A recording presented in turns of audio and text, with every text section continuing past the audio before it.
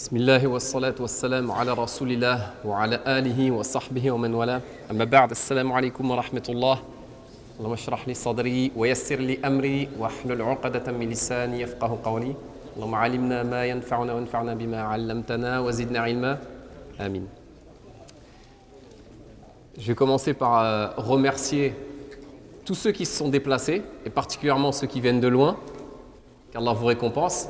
Je vois beaucoup de jeunes, je suis très content, vraiment. Beaucoup de jeunes, super. Et remercier évidemment la mosquée de Corbeil et particulièrement l'imam que vous avez, super imam Alain Ali, qu'Allah le récompense pour avoir organisé ce séminaire. Comme vous le savez, mon sujet c'est sur les musiques actuelles. Et vous vous doutez bien que quand on parle de musique actuelle, ce qui revient en premier, c'est le rap, puisque c'est la musique qui vend le plus en France. On ne va pas que parler de rap, mais effectivement, ce sera beaucoup axé sur le rap.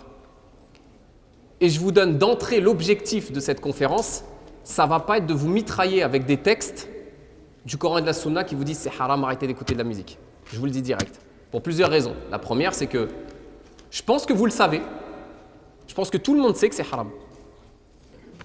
Au minimum, vous le sentez en vous. On sent tous qu'il y a quelque chose de malsain dans cette musique-là. Donc, je ne vais pas vous mitrailler de texte. On va quand même évidemment aborder l'aspect religieux, mais on va aussi surtout parler de l'aspect sociologique, voire anthropologique de cette musique. Et pour ça, je vais commencer par une petite introduction sur les origines de ce mouvement-là. Pourquoi ? Parce qu'il faut que vous compreniez d'où ça vient pour comprendre pourquoi on en est là aujourd'hui dans cette musique. À la base, le hip-hop, le rap, c'est une musique, vous le savez, qui a été importée des États-Unis. Tout le monde le sait, ok ? Mais à la base, c'est un mouvement contestataire. C'est un mouvement qui a une visée politique. En gros, ils étaient là pour dénoncer des injustices, notamment le racisme, ça servait aussi à ça, à dénoncer les injustices qui se passaient dans les cités, dans les quartiers aux États-Unis, et donc importés en France dans les années 82-83. Les premiers concerts en France, c'était 82-83. Donc à la base, retenez ça. Il y avait une tendance, une visée politique derrière le message des rappeurs. C'était des porte-paroles, entre guillemets, de la jeunesse que personne n'écoutait, aux États-Unis et en France. Je vais faire une parenthèse dans l'introduction pour comparer entre avant et maintenant. Et qu'on se mette d'accord. Quand je vais dire des choses entre guillemets positives sur le rap d'avant, c'est pas pour vous dire que c'était halal avant et que ça ne l'est plus maintenant. C'était haram avant, ça l'est toujours. Mais simplement, je vais aborder l'aspect sociologique de la chose, pas l'aspect religieux pour l'instant. Et au niveau sociologique et politique, le message qui était porté par ces rappeurs-là, on va parler du contexte français, on va revenir un petit peu en France. C'était en gros, je vulgarise au maximum, mais les rappeurs à l'époque nous disaient dans les années 80 et 90, voilà, nous ne sommes pas des exemples à suivre, ne faites pas comme nous. C'était ça qu'ils nous disaient à l'époque. Nous ne sommes pas des exemples, ne faites pas comme nous. Et vous voyez d'ores et déjà où je vais en venir. On avait ce groupe à 3 lettres qui avait fait une chanson qui s'appelait « Laisse pas traîner ton fils », pour ceux qui la connaissent, qui s'adressait à des parents et qui disait aux parents « Attention, ne laissez pas traîner vos enfants à la cité. C'est dangereux, il y a des conséquences. On est bien loin de ce qui se fait maintenant, vous êtes d'accord avec moi ?» Ce même groupe avait fait une chanson, je suis toujours sur l'aspect sociologique et politique, pas du tout sur le côté religieux. Ce même groupe avait fait une chanson qui s'appelait « Pose ton gun », qui dénonçait à l'époque déjà les règlements de compte dans les cités. Parce que les règlements de compte, on en a maintenant, on en avait déjà avant, sauf qu'il y en avait beaucoup moins. Et on va en parler. Et Mehdi, on en a déjà parlé de toute façon. On avait donc cette chanson-là qui sensibilisait sur le sujet des règlements de compte et des bagarres dans les cités qui peuvent finir souvent en meurtre. On avait ce groupe marseillais qui avait fait une chanson qui s'appelait « Petit frère » et qui était, à mon sens, et d'après mes souvenirs, la première chanson qui dénonçait un phénomène qui est très présent parmi nous dans notre communauté de nos jours, c'est le matérialisme. Cette chanson s'adressait aux jeunes et dénonçait le fait que les jeunes sont très attirés par le luxe, par exemple. C'est ce qu'on a maintenant aussi. Et bien, c'était les premiers à en parler. Et ensuite, il y a eu ce virage. C'est même pas 90 degrés, c'est 180. On a eu un virage d'un coup. On peut le dater, hein. C'était au début des années 2000. L'entrée dans le game des maisons de disques, des grosses maisons de disques, hein, avec des gros contrats. Et là, on a eu un virage. Et là, on est passé dans le après. Ce que j'ai décrit, c'était avant. Là, on passe dans le après. On a dit avant, c'était « nous ne sommes pas des exemples, ne faites pas comme nous ». On a fait des bêtises, c'est pas bien, ne faites pas comme nous, faites des études, etc. C'était le message à l'époque. Là, maintenant, on a quoi? C'est le contraire. C'est regardez-nous via les réseaux sociaux, via les clips, regardez-nous et faites comme nous. Nous sommes vos exemples. C'est ça le message qui vous renvoie, ces chanteurs et ces chanteuses. Nous sommes vos exemples. Suivez-nous, imitez-nous. Et pour préparer cette conférence, je me suis attelé à un petit exercice. J'ai googlisé quelques noms de rappeurs connus pour avoir accès à leur playlist, pour pouvoir comparer entre les titres de chansons que je vous ai cités tout à l'heure, par exemple, Laisse par ton fils, pose ton gun, petit frère, comparé avec les titres de chansons de maintenant, ce qui se fait de nos jours. Et vous allez voir, c'est très très révélateur. Donc j'en ai googlisé un. Je ne vais pas donner de nom aujourd'hui, évidemment, même si bon, je pense que tout le monde comprendra de qui je parle. Et il ressort dans sa playlist une chanson qui s'appelle « Ne reviens pas ». Une chanson qui fait l'éloge de l'alcool, de la drogue et des relations illicites d'un soir avec les femmes. Pour la petite anecdote, cette chanson, si je ne me trompe pas, a obtenu une victoire de la musique en prime time sur TF1.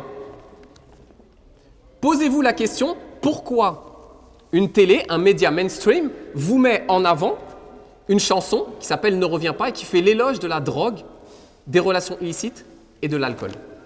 Posez-vous la question. C'est pas un hasard. Rien n'est un hasard dans ça. Une autre chanson de ce même, entre guillemets, artiste s'appelle « Moula ». Moula. Tous les jeunes y comprennent. Autre chanson, La Quicheta. Lias de billets. Sicario. En espagnol, tueur à gages. Est-ce que vous voyez où je vais en venir? La comparaison entre avant et maintenant au niveau sociologique et politique. Est-ce que vous voyez le champ lexical des titres des chansons qu'ils ont maintenant par rapport à ce qu'on avait avant? Et je répète, ça ne veut pas dire que c'était halal avant. J'ai googlisé un groupe de 3 lettres. Et je suis tombé sur leur chanson. Titre de chanson, playlist, ODD. Au détail, c'est ça? C'est ça que ça veut dire. Au détail. Jusqu'au dernier gramme. Parle pas de sucre. On est d'accord. Je vis, je viscère. Je vis, je vends de la drogue, pour ceux qui ne comprennent pas.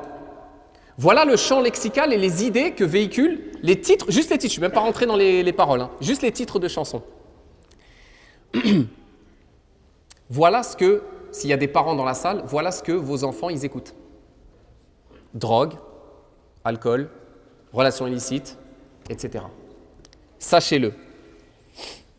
Comprenez bien que ce virage-là qui a été pris, il a été voulu.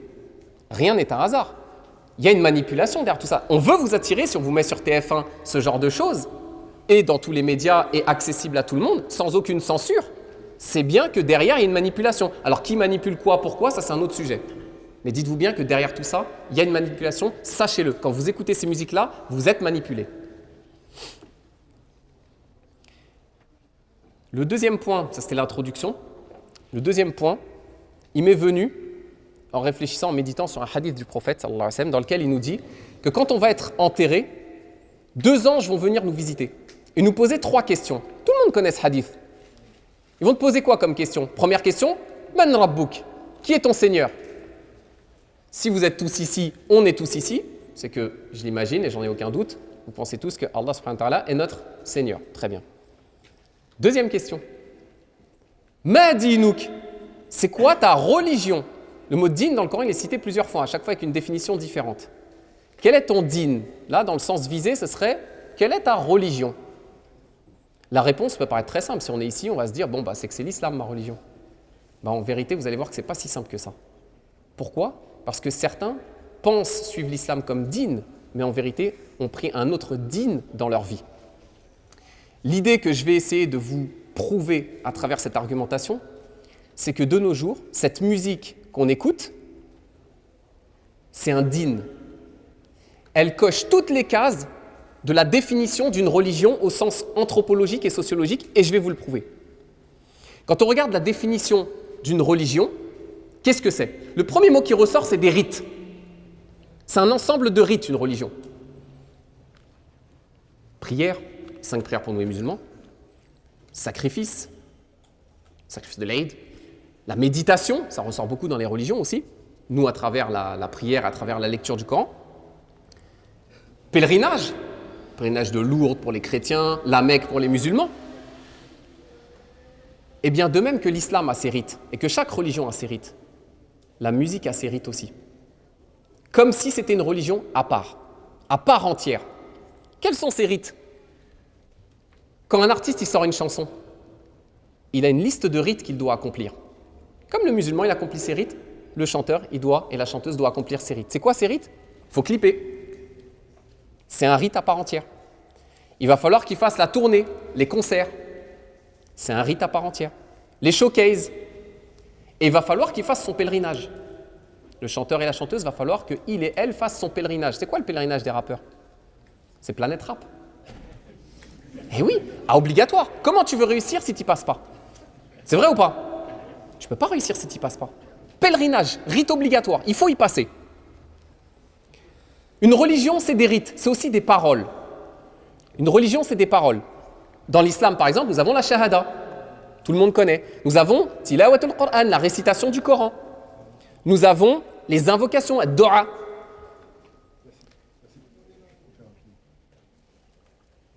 Salam alaikum mes chers frères.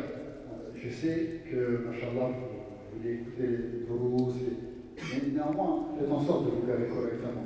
Parce qu'on montre une image de l'islam, comme vous le savez, et en plus, c'est même vis-à-vis de nos relations avec les autorités. Là, il y a beaucoup de gens. Faites un effort de vous garer, s'il vous plaît, correctement. Là, il y a une série qui grise, plaque d'immatriculation AB 446DB, et c'est ça. Et l'autre, c'est une Lancia Lancia Y noir CZ 194 MA. La plaque, ça vient du 94. Encore Yassine, D'accord, faites l'effort, Inch'Allah. Je disais, une religion, c'est des paroles. Et j'avais terminé en disant, c'est des invocations. Ça ressort dans la définition d'une religion. Eh bien, la musique actuelle, les musiques actuelles, en tête le rap et les autres, ont aussi leurs paroles.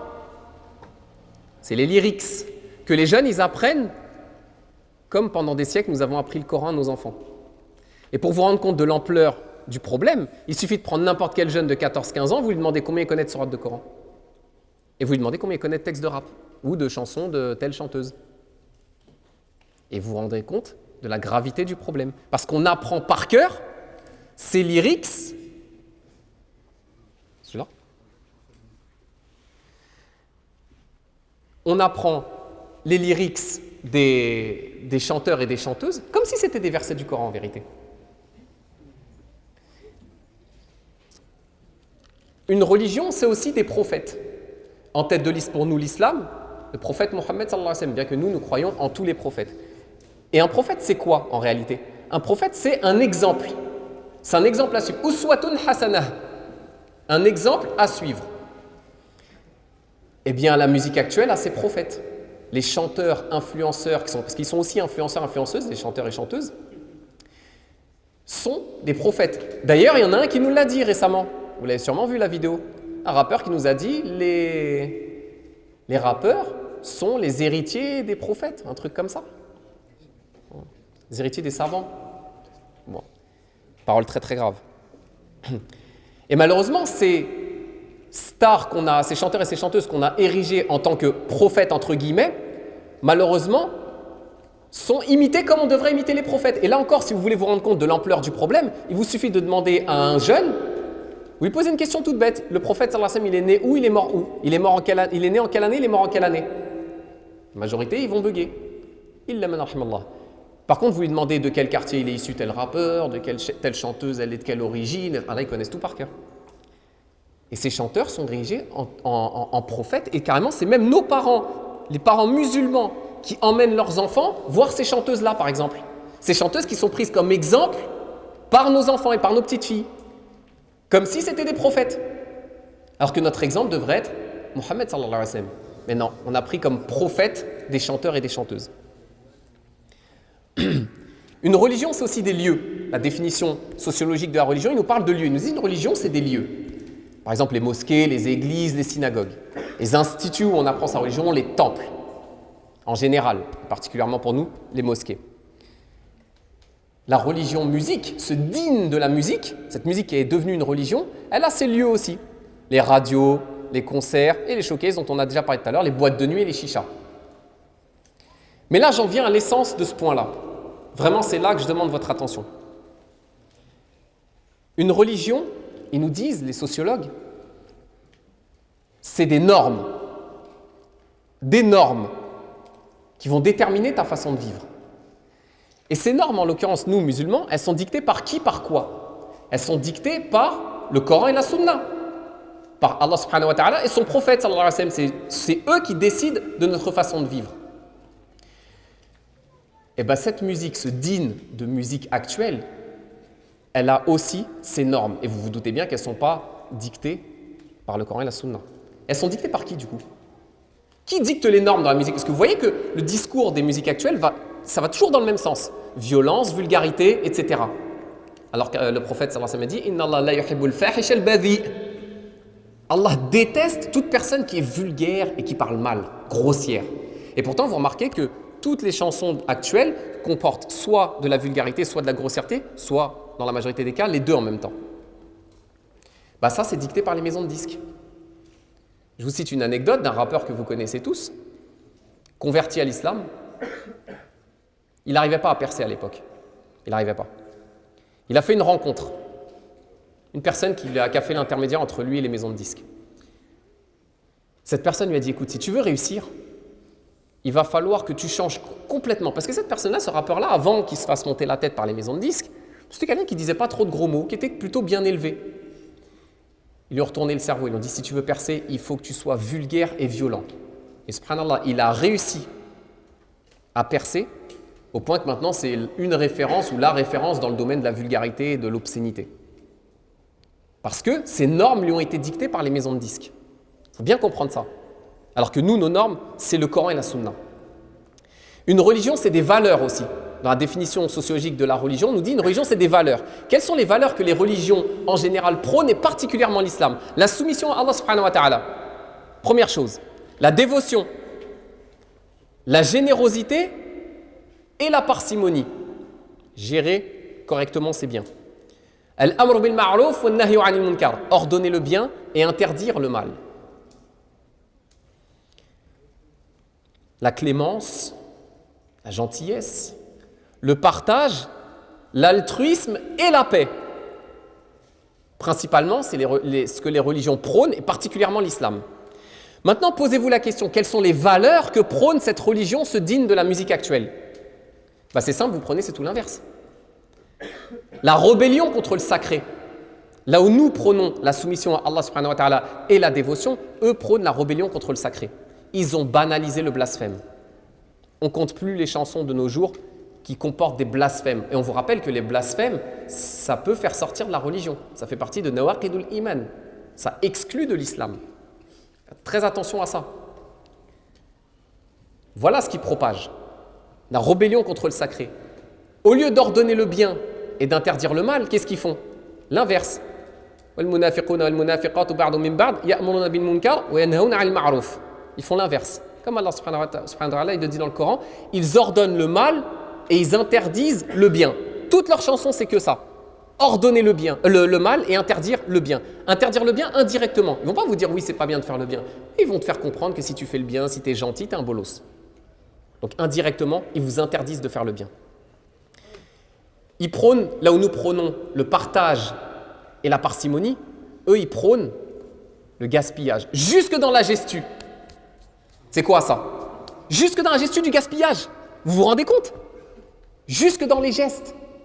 le gaspillage, l'égocentrisme. Là où nous prônons, nous en tant que musulmans et dans les religions en général, l'altruisme, ils prônent l'égocentrisme, l'égotrip. Leur texte, c'est que moi je.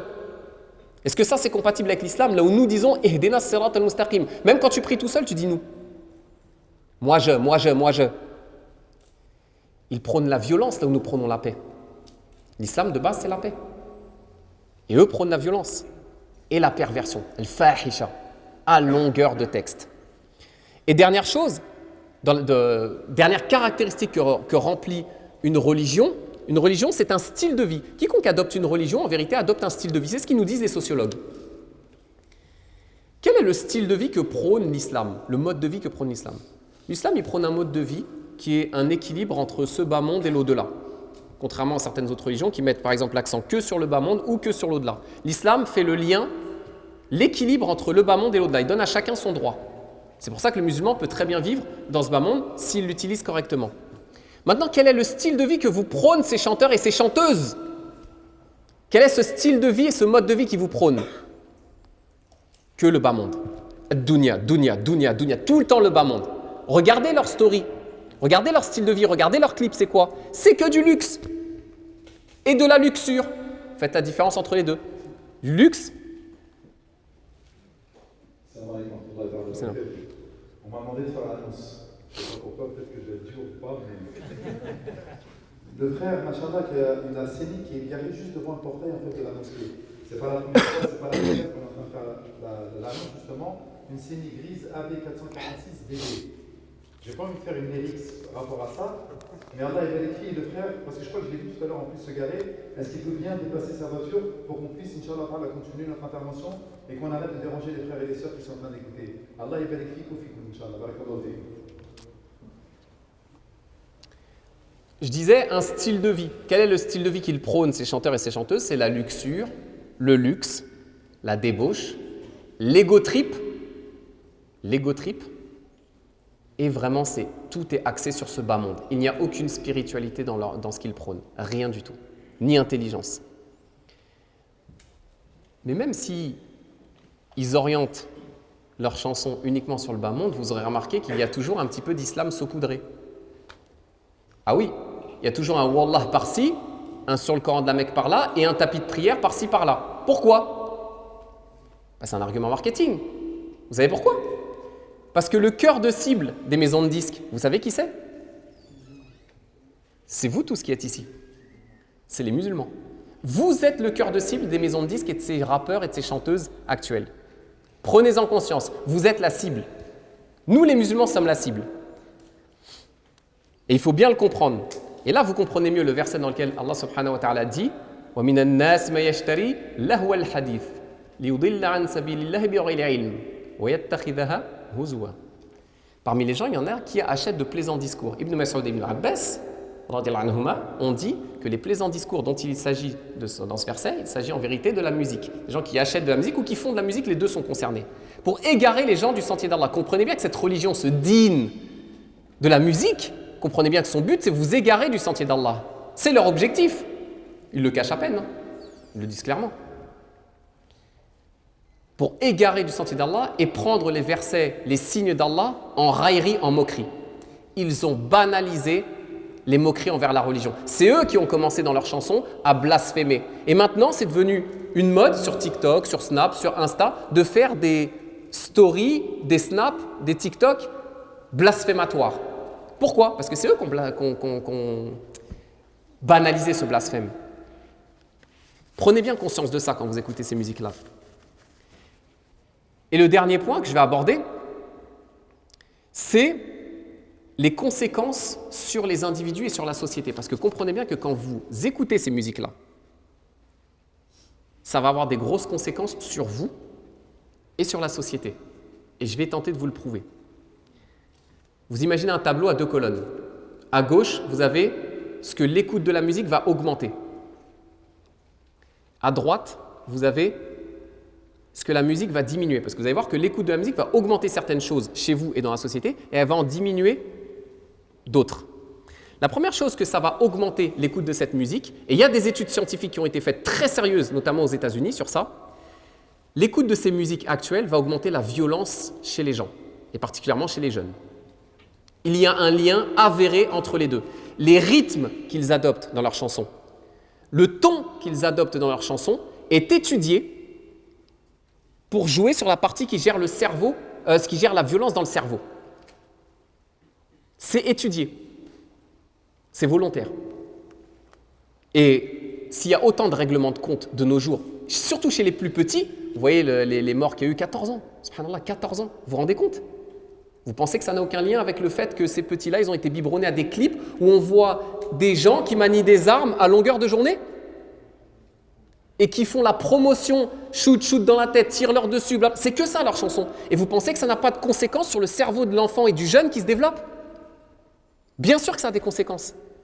Et ça a comme conséquence l'augmentation de la violence et donc des règlements de compte. Il y a un lien direct entre la violence et l'écoute de ce genre de musique. Alors qu'Allah subhanahu wa ta'ala, qu'est-ce qu'il dit dans le Coran? وَلَا تَقَتُلُوا النَّفْسَ الَّتِي حَرَّمَ اللَّهُ إِلَّا بِالْحَقِّ. Ne tuer l'âme qu'Allah a rendue sacrée qu'en bon droit. On n'a pas le droit de tuer une âme. وَمَن يَقْتُلْ مُؤْمِنًا مُتَعَمِّدًا فَجَزَاؤُهُ جَهَنَّمُ خَالِدًا فِيهَا. Celui qui tue une âme volontairement se risque à l'enfer éternel. C'est une interdiction ferme. Et l'islam met une barrière là où eux prônent la violence. Nous, l'islam, il met une barrière à la violence d'entrée. Il coupe la mauvaise herbe à la racine. Si tu détestes quelqu'un, même si tu détestes quelqu'un, et là de surcroît en plus les règlements de compte c'est souvent des histoires de haram. Mais même tu détestes quelqu'un, tu détestes un peuple, que cette haine pour quelqu'un ne te pousse pas à être injuste. Vous voyez comment l'islam coupe la mauvaise herbe à la racine et empêche la violence à la racine. Là où eux prônent cette violence dans des clips, on voit des enfants avec des armes dans des clips. Alors oui, vous allez me dire c'est des armes factices, hein, mais le geste est là. J'ai vu de mes yeux des clips avec des enfants de 10, 11 ans qui ont des armes factices, mais le geste est là. Regardez Allah subhanahu wa ta'ala, ce qu'il dit dans le Coran. Repousse le mal par ce qui est meilleur. Eux, ils veulent que vous poussez à la violence. Allah subhanahu wa ta'ala te dit, repousse le mal par ce qui est meilleur. Celui avec qui tu avais une animosité deviendra-t-elle un ami chaleureux? Vous voyez comment Allah subhanahu wa ta'ala nous met des barrières dès le début sur la violence pendant qu'eux les détruisent, cherchent à les détruire. Et méditez ce verset avec moi. Allah subhanahu wa ta'ala nous donne l'ordre dans le Coran de dire les meilleures paroles quand on parle. Pourquoi? Il y a plein de raisons en islam qui font qu'on doit bien parler. Ces gens-là, ils parlent mal. Mais il y a plein de raisons en islam qui font qu'on doit bien parler. Et une des raisons principales qui fait qu'en islam, il nous est ordonné de bien parler, de ne pas dire des gros mots et des mauvaises phrases et des choses violentes, c'est parce que le diable sème la discorde entre nous. Le diable, il utilise des mauvaises paroles. Il sait que les mauvaises paroles, ça rentre et ça va dans le cerveau et ça joue sur la violence. Combien de guerres, de bagarres, d'embrouilles entre cités ont commencé sur une parole? Le diable, il le sait. Et eux, ils jouent sur ça. Les chanteurs, ils allument la mèche.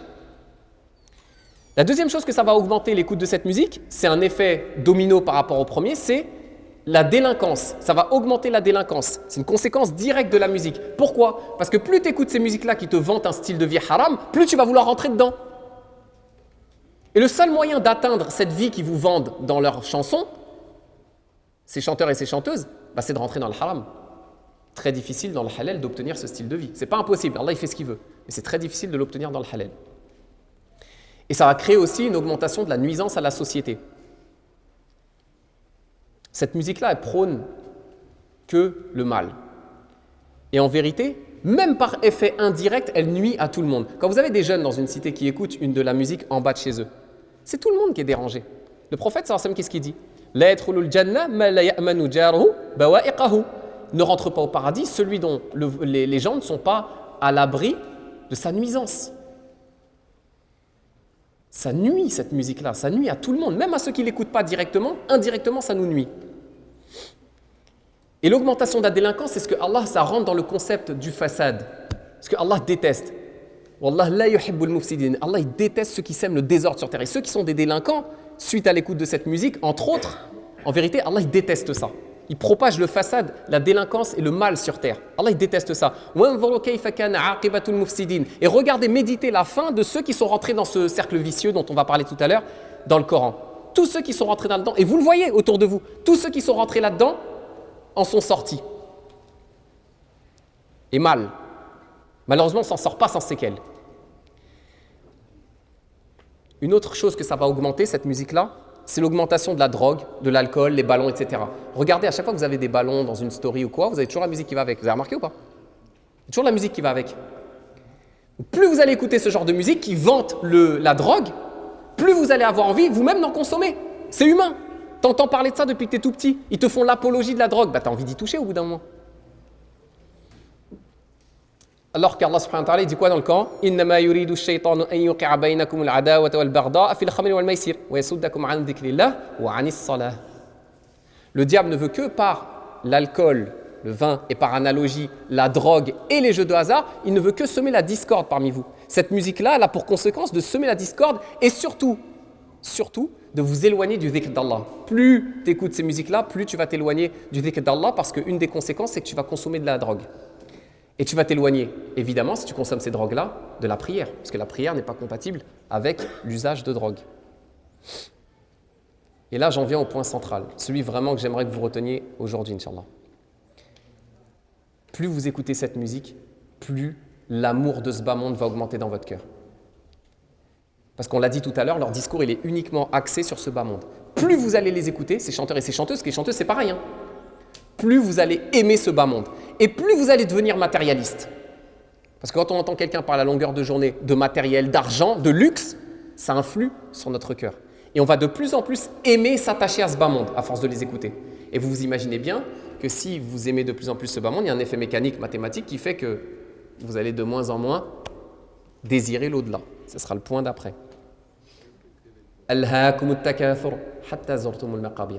La course aux richesses, la course à ce bas monde, elle vous distrait. C'est ce qu'ils veulent de vous. Ils veulent vous distraire de l'au-delà. Jusqu'à quand? Jusqu'à ce que vous visitiez les tombes. Parce que quand la mort, elle frappe, c'est là que le voile se lève. C'est là que tu comprends qu'en fait, tu étais dans le rafla, tu étais dans l'insouciance. Cette musique-là, elle te pousse à l'insouciance. Elle t'accroche à ce bas monde et tu es dans l'insouciance de l'au-delà. Et ça, personne ne peut dire le contraire. On l'a tous vérifié. Qu'Allah nous pardonne. Et au lieu de devenir un adorateur de ton créateur à cause de cette musique, vous savez, on va devenir des adorateurs de quoi? Des adorateurs de ce bas monde, des adorateurs de l'argent, des adorateurs, comme le prophète sallallahu alayhi wa sallam a dit, Ta'isa abdud dinar, ou abdud dirham, ou abdul khamisa. Que périsse, que soit maudit l'adorateur de l'argent. Et le khamisa, c'est les vêtements de luxe. Parce que ces chansons-là vous rendent esclaves du matériel. Il faut en prendre conscience. Et en plus, ça joue sur la foi. Le prophète sallallahu alayhi wa sallam l'a dit, In u'atiya radiya wa illam yu'ta sakhita. Si celui qui écoute ces chansons-là, il est riche dans la vie, Allah lui accorde la richesse, alhamdoulilah, il sera content, il sera satisfait. Par contre, s'il n'a pas cette richesse, qu'est-ce qu'il va faire? Il va se rebeller contre son Seigneur. Et il va aller le chercher dans le haram, son argent. Et dernière chose que ça fait augmenter l'écoute de cette musique, c'est la jalousie. Quand vous écoutez ces musiques qui vous parlent de luxe, les steaks en or, les hôtels et tous ces trucs-là, qui vous mettent devant les yeux tout le temps, ça augmente votre jalousie. Pas seulement votre jalousie pour eux, vous allez vous rendre compte que vous allez devenir jaloux même des frères qui réussissent dans le halal. Alors qu'Allah Azza wa Jal, il dit quoi dans le Coran? وَلَا تَتَمَنَّوْا مَا فَضَّلَ اللَّهُ بِهِ بَعْضَكُمْ عَلَى بَعْضٍ. Ne jalousez pas, n'enviez pas ce que Allah a donné aux uns plus qu'aux autres. لِلرِّجَالِ نَصِيبٌ مِّمَّا اكْتَسَبُوا وَلِلنِّسَاءِ نَصِيبًا مِّمَّا اكْتَسَبْنَ وَاسْأَلُوا اللَّهَ مِن فَضْلِهِ. Aux hommes, une part qu'ils ont obtenue, aux femmes, une part qu'elles ont obtenue, et demandez à Allah de sa grâce. Mais cette musique-là va faire augmenter la jalousie dans votre cœur. Que du négatif. Et j'en viens à ce que ça va diminuer maintenant. Là, on a parlé de ce que ça augmente sur les individus et dans la société. Qu'est-ce que ça diminue, l'écoute prolongée de ces musiques-là? Ça diminue les capacités cognitives. Il y a des études aussi qui ont été faites aux États-Unis qui prouvent que l'écoute prolongée de ce genre de musique diminue les capacités cognitives, c'est-à-dire les capacités de réflexion, de raisonnement des jeunes. Ceux qui ont été biberonnés à ces musiques-là, vous vous rendez compte à leur façon de s'exprimer, on va en parler, qu'il y a un problème dans le raisonnement. Ça a des grosses conséquences sur le cerveau. Ne pensez pas que c'est juste de la musique. Ça rentre dans votre cerveau et ça vous bousille le cerveau. Vos capacités cognitives sont atteintes. Alors que l'islam, c'est une religion qui pousse à la réflexion. Etc. N'allez-vous donc pas réfléchir? N'allez-vous donc pas méditer? N'allez-vous donc pas utiliser votre logique? Comment tu veux réfléchir et méditer sur la création d'Allah si tu as des déficiences au niveau cognitif dues à la musique que tu écoutes? Une chose que ça va diminuer aussi, l'écoute prolongée de ce genre de musique, c'est la qualité d'expression orale. On l'a remarqué. Tout le monde l'a remarqué. Les jeunes s'expriment très très mal de nos jours. Alors, ce n'est pas la seule raison, attention. Je ne vais pas vous dire que c'est à cause uniquement de la musique que les jeunes s'expriment mal de nos jours. Il y a beaucoup de causes, mais une des causes, c'est l'écoute de la musique. Il y a le syndrome N. Normalement, je mets le nom, mais on ne va pas citer de nom. Syndrome N, du nom de cette chanteuse. J'avais à l'époque, pour ceux qui me suivent sur les réseaux sociaux, affiché une page des paroles d'une chanteuse, et j'avais dit aux gens, amusez-vous à compter le nombre d'onomatopées et de répétitions qu'un seul couplet comporte. Les onomatopées, c'est les bruits, bla bla bla, wa wa wa, ouais ouais ouais. Ça, c'est les onomatopées. Et vous remarquez que les chansons sont énormément composées d'onomatopées de nos jours. Pourquoi ? Qualité d'expression orale très faible. Et ça a des répercussions, non seulement sur eux, c'est eux qui ont une expression faible, mais sur ceux qui les écoutent. Forcément, si vous avez lu du Rimbaud ou écouté des poésies depuis que vous êtes tout petit, vous avez écouté ces chanteuses-là, c'est pas le même jeu. C'est pas le même sport plutôt.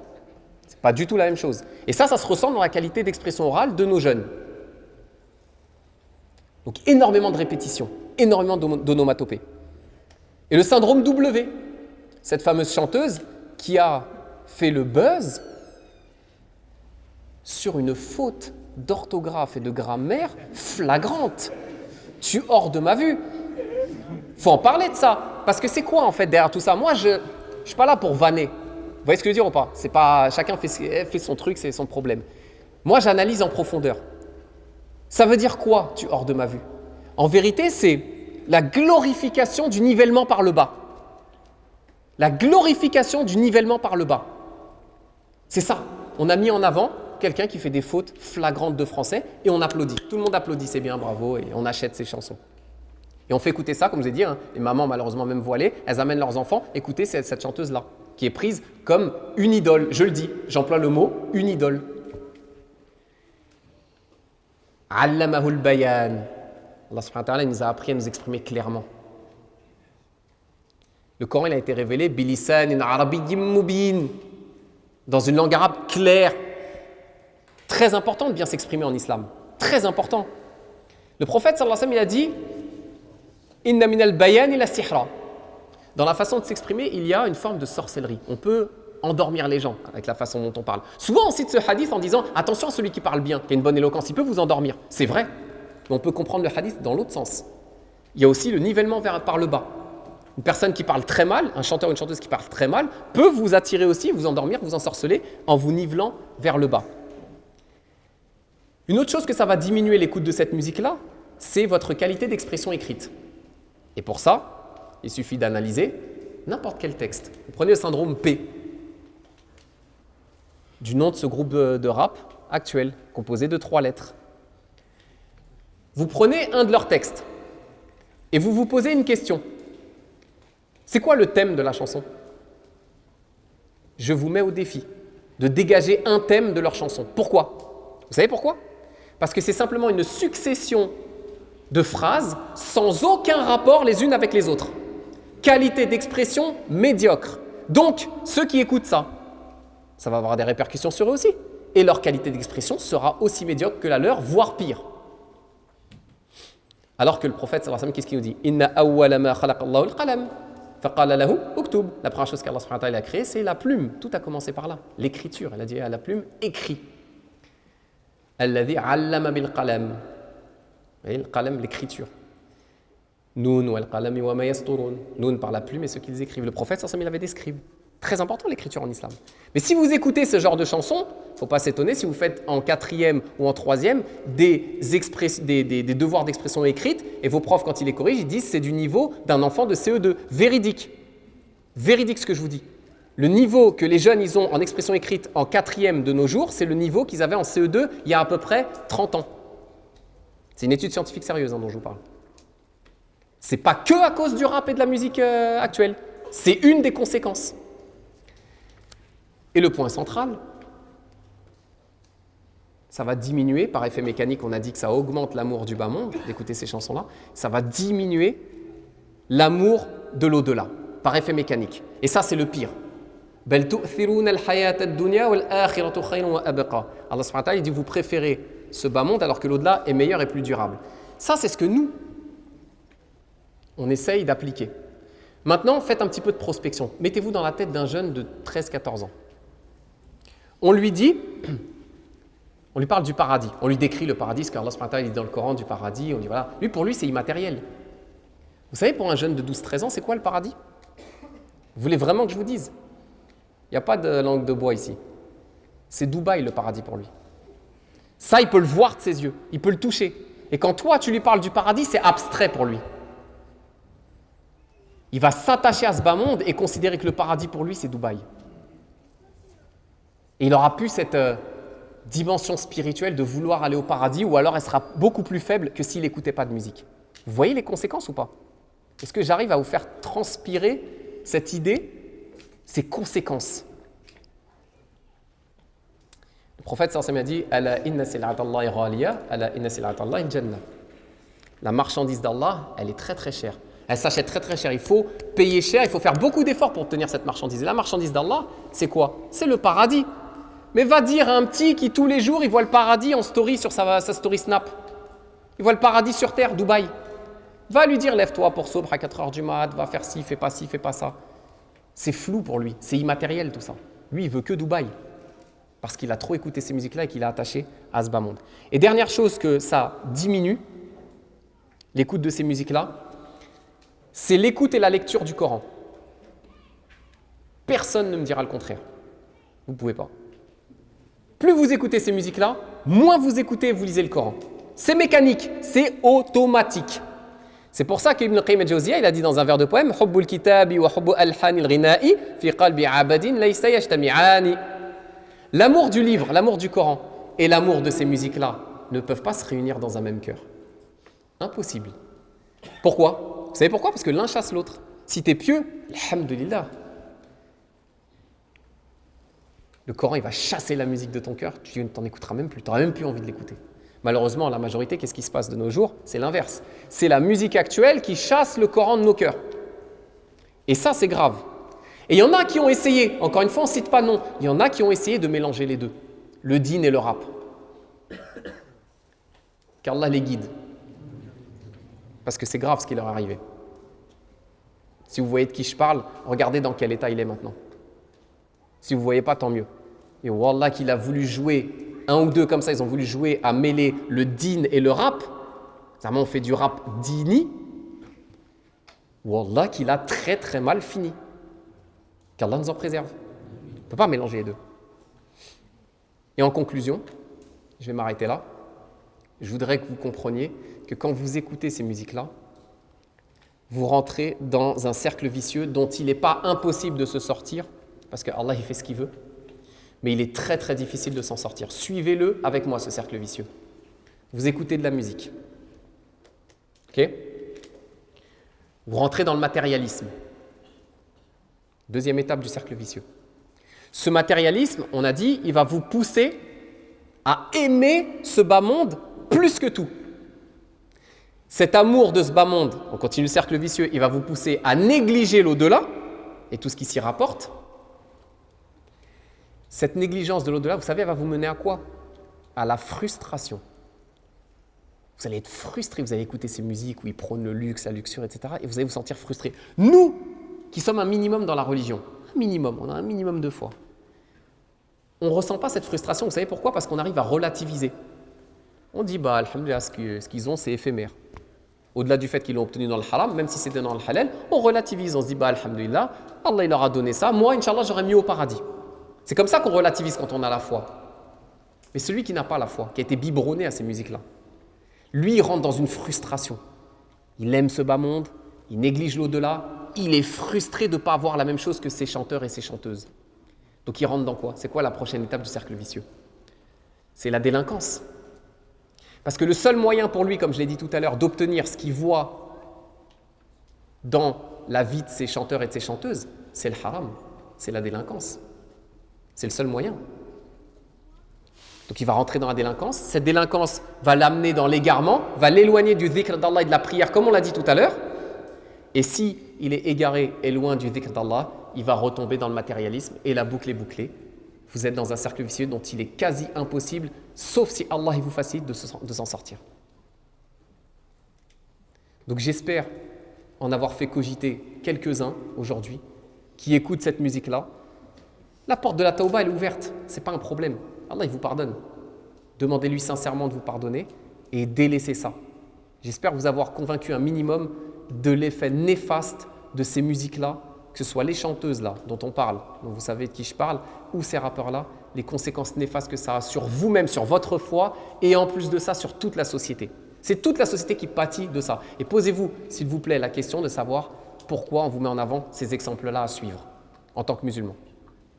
Ça devrait vous dégoûter normalement. C'est ça que ça devrait. C'est ce que j'essaye de provoquer en vous aujourd'hui. Un dégoût pour ce genre de musique actuelle. Je vous remercie de m'avoir écouté.